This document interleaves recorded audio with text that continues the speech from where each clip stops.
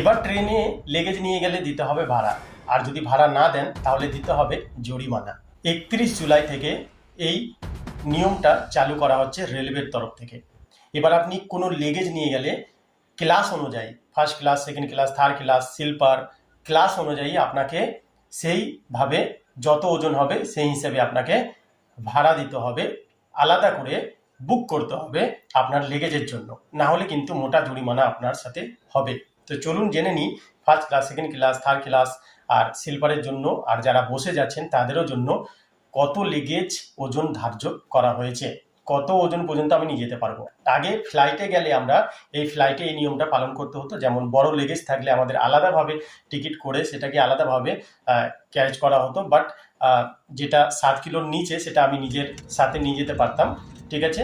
But এটা এখন রেলওয়েতেও শুরু করে দেওয়া হয়েছে। তো খুবই গুরুত্বপূর্ণ ইনফরমেশন।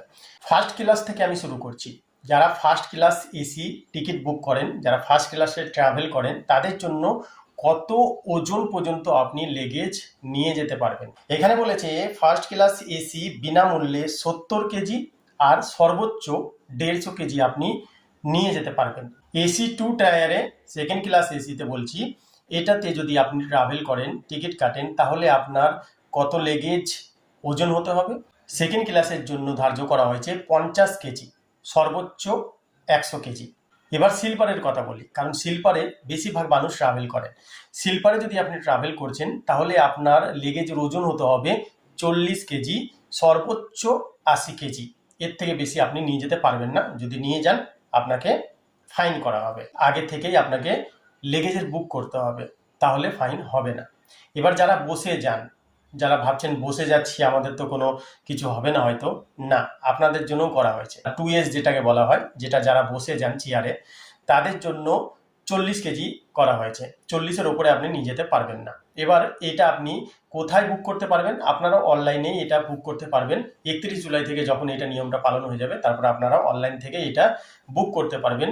আচ্ছা, এটা যখন বুক করবেন আপনার লেগেজ, তখন বলে দিই আইআরসিটিসি বা রেলের পার্সেল পোর্টাল থেকে টিকিট কাটার সময় বা যাত্রা শুরু করার সময় এই লাগেজ বুক করা যাবে, আপনার যদি লেগেজের ওজনটা বেশি থাকে তাহলে।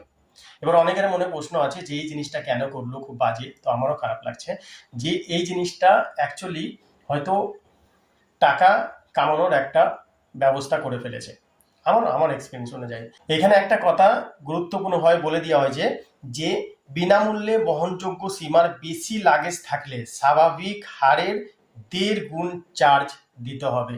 আর বিনা বুকিংয়ে অতিরিক্ত লাগেজ যদি ধরা পড়ে, বিমান বা রেলের নিয়ম অনুযায়ী কড়া জরিমানা করা হতে পারে আপনাদের সাথে। এবার অনেকে বলছে এই জিনিসটা করা হয়েছে কারণ যে আমাদের মনে করুন একটা কামরায় 3টে, এদিকে 3টে, 6টা সিট থাকে। এবার এই 3টে সিটের ওই নিচটাতে আপনি লেগেজ রাখতে পারবেন, বাট একজন এমনও আছে যে 3, 4টে, 5টা লেগেজ নিয়ে ভরে দিল, এবার আপনি আর জায়গা পাচ্ছেন না, ঠিক আছে। তো এইটার জন্য অনেকে বলেছে, বাট আমার তো মনে হয় এটার জন্য ঠিকই আছে, বাট কোথাও না কোথাও টাকার ব্যাপারটা চলেই আসছে, ঠিক আছে। আপনাদের কি মতামত অবশ্যই কমেন্ট সেকশনে জানাবেন।